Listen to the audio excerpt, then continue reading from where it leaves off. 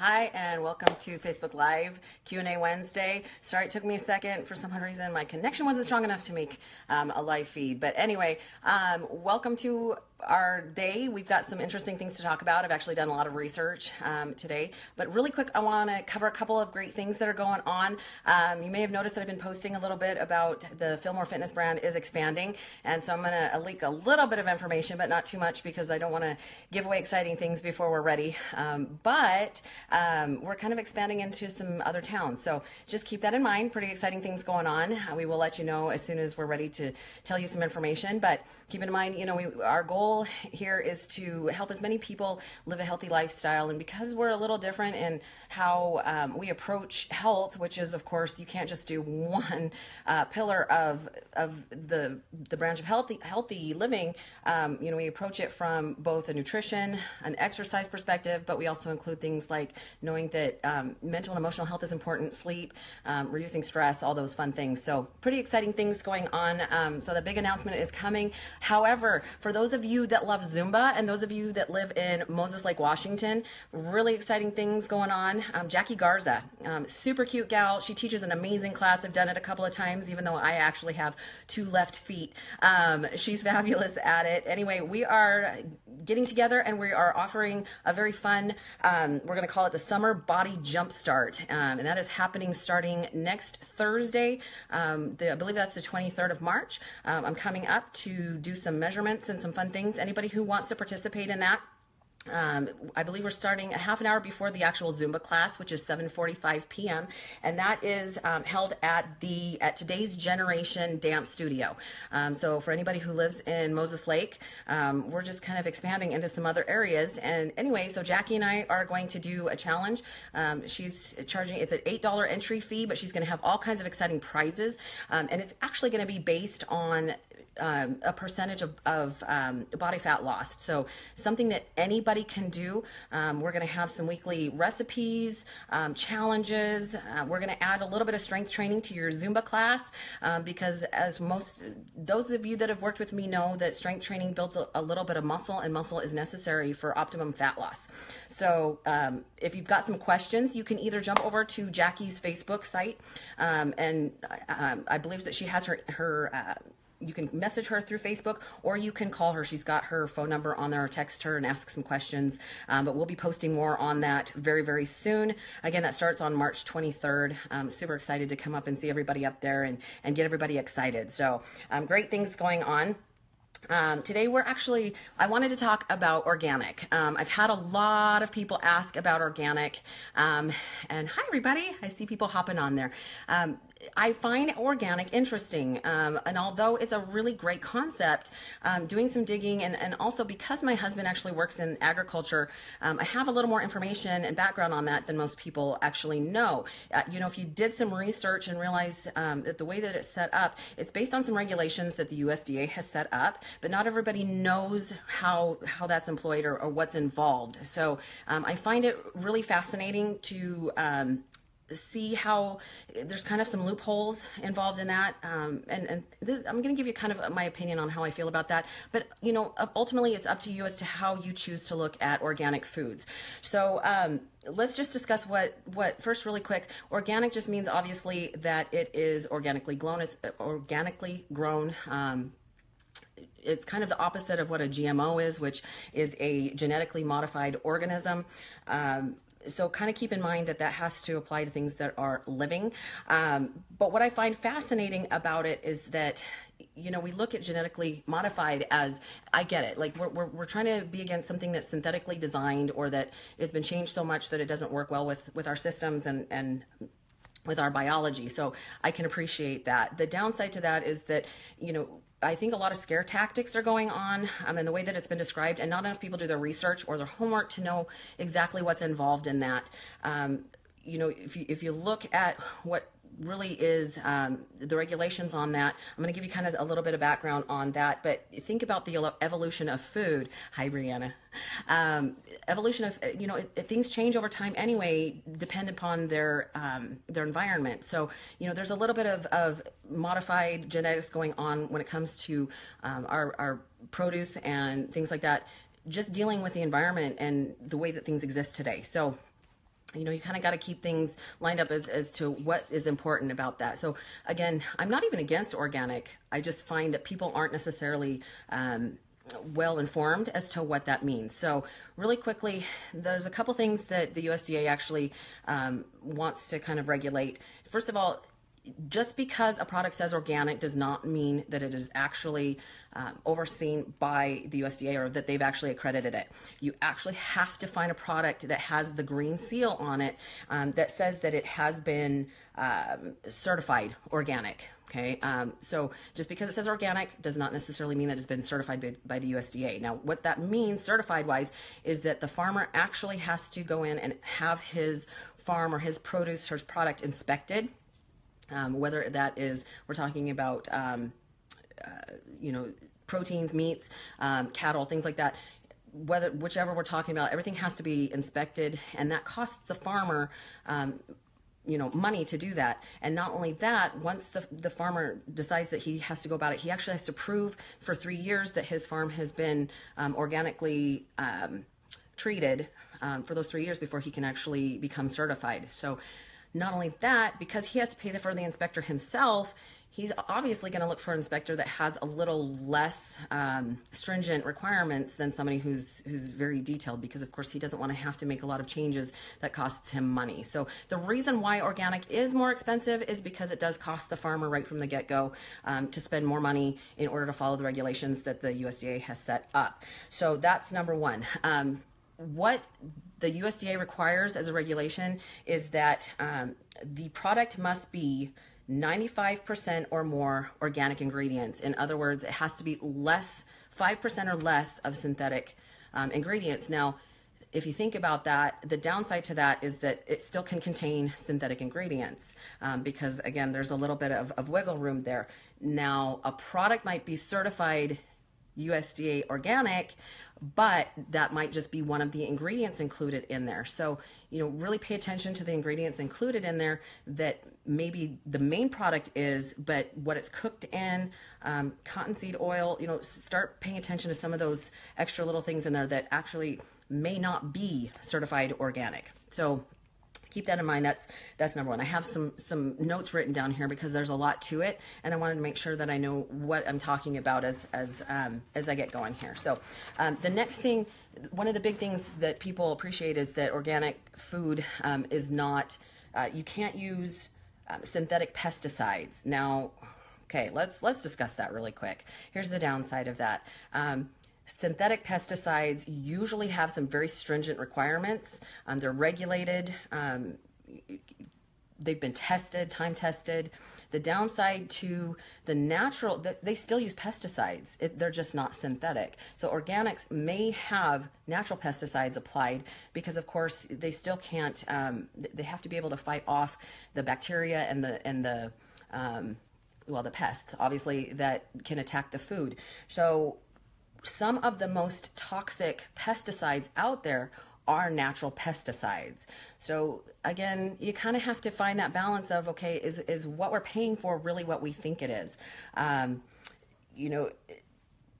it doesn't mean that they're not used.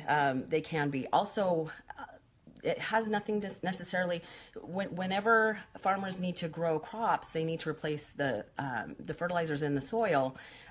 It doesn't necessarily cover the fertilizers. The natural fertilizers are actually made from manure, which may actually have bacteria in them, such as E. coli or Salmonella, that can still get in the product. So, again, what are we actually paying for? What is being regulated? What are we actually getting for this extra money that we're spending on organic food?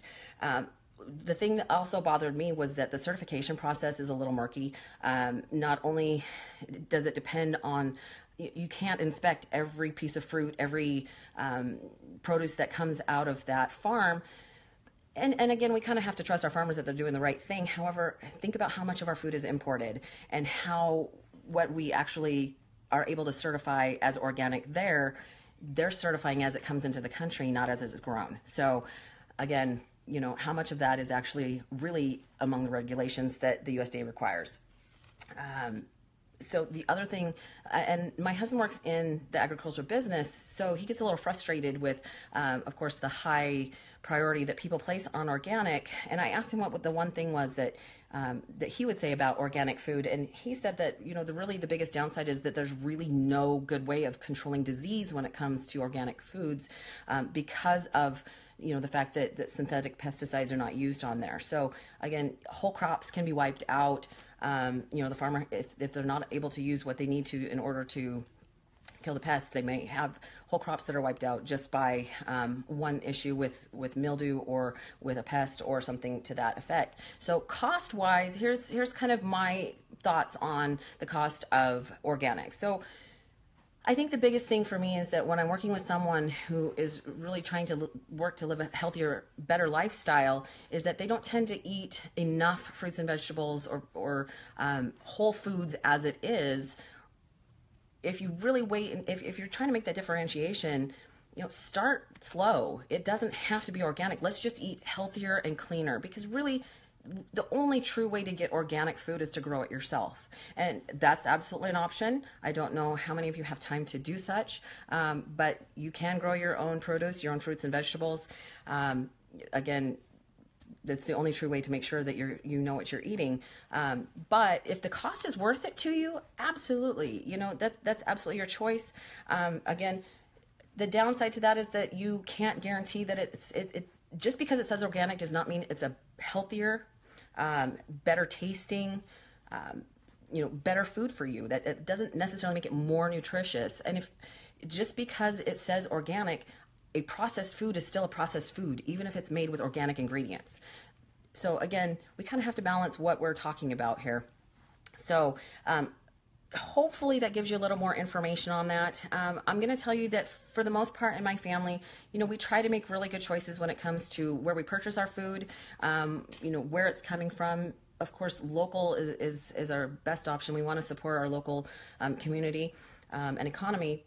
But, we have 7-8 people right now eating as healthy as possible and doing food prep, which is fascinating at my house.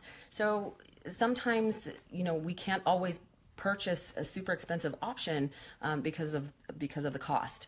So we have to balance that a little bit with how much we purchase, where we purchase it from, and just the fact that it is a little bit of a strain on budget when we're trying to purchase all organic. And again, because I know a little bit of background of organic, to us it's not as quite the priority as it might be to some other people. So hopefully that was good enough information. Hopefully I was able to make that hopefully somewhat understandable. There's just a lot of misleading information out there. There's a lot of scare tactics involved on that. Something else that I read as I was going was a little bit of the environmental issues. It takes a larger plot of land. I have a quick question here. Have you noticed a difference when changed eating habits? Okay, that's a good question. Christine asked if I noticed a difference. Are you thinking in my family, or are you thinking overall? Here's what's happened. I actually made my healthy start about 7 years ago. It came kind of, multiple things happened, but my family kind of watched me for a few years as I changed my lifestyle. I started to exercise. I started to eat healthier, tracking my food. Family and overall. Okay. So, they watched me for a few years. It took a couple of years, and I'm noticing that with some of my clients and my friends that have started to adapt the healthier lifestyle, that it takes a little while for your family to get on the bandwagon, but it makes a huge difference. All but one of my children are on a meal plan, their choice, to eat a little bit healthier. They all have started to live a little bit more active lives. Even the youngest, who likes to sit and play video games all the time, he actually just asked for his own meal plan and something that's exercise that's fun. So we're working on that. But it does affect your family because, number one, you're the biggest example that they have. They're paying attention to everything that you do. So as they watched my health get better and that I became a happier, more energetic person, why wouldn't that affect them? I get to spend more time with them. I want to watch my children grow up and get married and have children of their own. I couldn't do that the way that I was living at the time. And partially it was just knowledge of knowing how to live eat healthy, how to exercise, and how to have balance in my life. Now that's not always easy, but it's definitely made a difference for them. So they have all adapted the same style of living. We do eat a lot much healthier. We do eat very, very clean. We still get our little free meals here and there. We all do. We all look forward to it. But yes, it absolutely has had an effect on my family and how they view exercise, how they view food, and it's been quite the education for all of us. So that was a great question. I appreciate that. Hopefully I answered that. Anyway, so as we finish up with organics, like I said, some of the other downsides to organic food is the fact that it takes much larger plots of land. Not only that, it actually has a higher carbon footprint because of the manure and the fertilizers that are utilized on that, and the methane gas and some of the downsides to that. Again, really, if you think that organic is important, make sure that you know what that means to you, and that it's not something that just sounds good, that you actually know what organic means and that's what's important for you. Our goal is to just eat clean, whole foods. I eat very, very clean. I have a free meal here and there so that I can kind of shock my system. And of course, then I don't feel like I'm sacrificing all those great things. But for the most part, in general, our family has cut out processed food, as much sugar as possible, because that is a big issue. For those of you that have not watched Fed Up yet, it's one of my favorite things to ask my clients to do. It is a documentary. You can watch it for free on Netflix. It is produced and narrated by Katie Couric, and it really sets the tone of how we have become obese as a nation, and how it's not the things that we thought were fat. In the 90s, we really kind of got on this whole fat-free bandwagon, and that's not really the issue. It's an overabundance of food and processed foods that have become the issue. So let's see. Christine has one more question here. So she says, don't eat enough. And hopefully it'll let me see the rest of the question. How many times do you eat a day? Okay, what are your snacks? And do you grow your own vegetables? Okay, so great questions. It's the issue with food is being able to, first of all, again, eat clean. Make sure that you're getting enough food. I find that a lot of my clients, when I first start working with them with nutrition, it's that they're thinking that 1,200 calories a day is enough, and it's not for the average person. When you eat clean, it's a lot more volume of food. So I actually eat 6 times a day. I recommend that my clients eat 6 times a day. It doesn't have to be the same. For me, it's 6 small meals. For most of my clients, it's breakfast, snack, lunch, snack, dinner, snack. I don't even have a limit as to how late I eat. I actually eat right before bed. It's just protein, because my muscles need that in order to recover while I sleep. So the problem isn't eating late, it's eating crap late. That's the problem. I do not grow my own vegetables. To be honest, I run my own business. I do all the paperwork for my husband's business. I have 5 children. My life is pretty much chaos most of the time. And I love what I do. So although that would be fun and I would enjoy that, and my daughter has tried in the past, we do not grow our own vegetables. But we do, most of our shopping is the outside walls of the store. Lots of produce, fresh protein. So we eat as healthy as we possibly can. So not a whole lot of organic at this point because there's so many of us eating. Snack wise, there's lots of options. It doesn't always have to be snack food. And the things that people think are healthy, you have to be really careful with that. Again, the more whole foods that you can eat, the less processed food that you can eat, the better off you are. Sometimes my kids will do Greek yogurt, but even then you have to kind of watch the sugar content. Things like raw almonds. My younger children will do string cheese sometimes. There's some good options. I would just stay away from things like just the simple carbs tend to be the problem there. I try to get a little bit of protein with every meal.